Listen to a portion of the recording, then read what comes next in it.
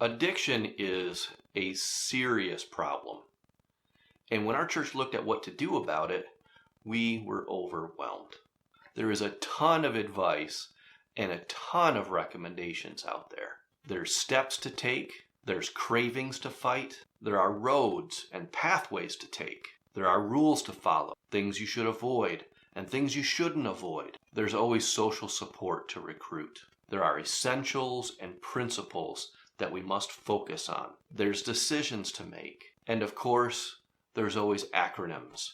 Tons and tons of acronyms to learn. When we boiled it down to its essence and we looked at what underlies all the advice and recommendations that are out there, we realized it all boils down to one thing: work harder. That is when we realized there was a need for a truly Christ-like program.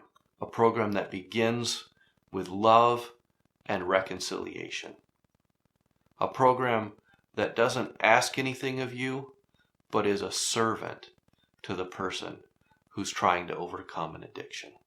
Over the past 7 years, we've held resilient groups at our church, and we've taught other churches how to do it as well. We've taken Resilient to Mozambique, Africa. We've formed friendships with the White Mountain Apache tribe. We attend their meetings.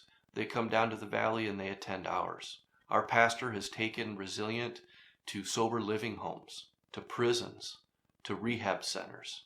And we're now ready for the next phase of Resilient. So we've had some success, but our goal isn't just to get people sober.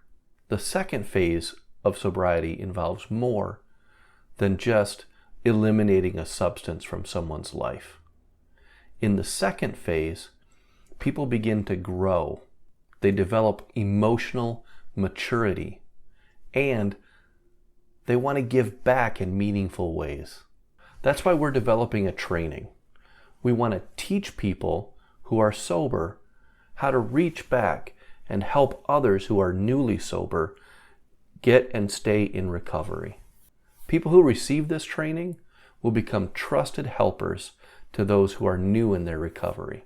Now, we know that being sober does not qualify someone to be an empathetic and skilled helper.